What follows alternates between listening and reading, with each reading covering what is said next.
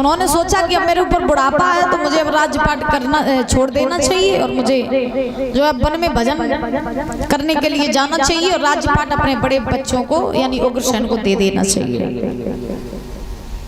क्योंकि पहले के लोग जानते थे कि बुढ़ापे की अवस्था ऐसी है कि अगर इसमें भजन ना कर पाया तो फिर भजन कभी नहीं कर पाओगे। तो पहले के राजा महाराजा जब बूढ़े होते थे तो वो अपना राजपाट अपने बच्चों को दे करके और वन में भजन करने के लिए चले जाते थे।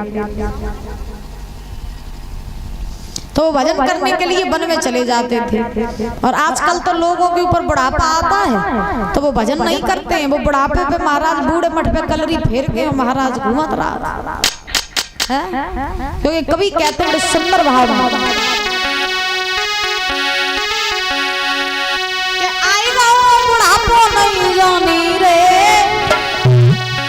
कि आएगा बुढ़ापो नहीं जानी रे, ओ दगा दे गई जवानी, आएगा बुढ़ापो नहीं जानी रे, दगा दे गई जवानी।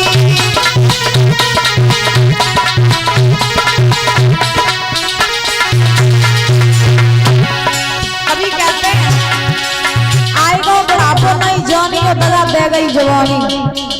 आजकल कभी बुढ़ापो आ जाए कभी जवानी चली जाए पता ही नहीं चलता।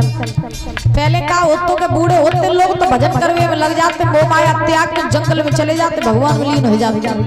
अब आजकल बूढ़े होते तो महाराज बाल सफेद हो तो चांद के, जब चांद के बाल सफेद हो जावे तो बढ़िया डाई लिया कर लो, चकाचक नहीं बन जाओ तो फिर जवान बन जाओ। तो पता ही नहीं चलता कि कोई बूढ़ो है कोई जवान है।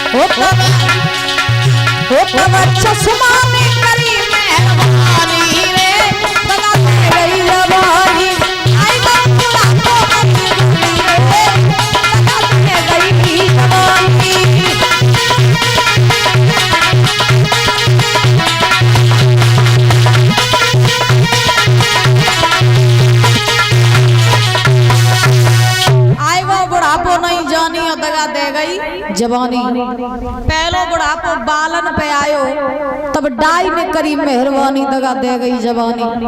दूजो बुढ़ापो आंखें न पे आयो तब चश्मा ने करी मेहरबानी, दगा दे गई। हाँ तो कहने का अभिप्राय कि भाई आजकल लोगों के ऊपर बुढ़ापो नहीं आता। आज 20 साल को लड़का 60 साल को डोकरा बराबर ही होते। 20 साल को लड़का जो है वो महाराज चलो मान लो तो 9 है, लेकिन आजकल के बूढ़े जो है ज्यादा बेवकूफ नहीं खाते हैं, डुकरियां को दबानों संगे भाग जाते और समझी समझने वाले भाग जाते। कहा बताए महाराज बड़ी समस्या है। अब कलयुग की रीतियां हैं, क्या करो जाए। वो कुछ लोग तो ये कहते हैं बोले उम्र हो जाए कोई दिक्कत नहीं, शरीर बूढ़ा हो जाए लेकिन दिल बूढ़ा नहीं होना चाहिए।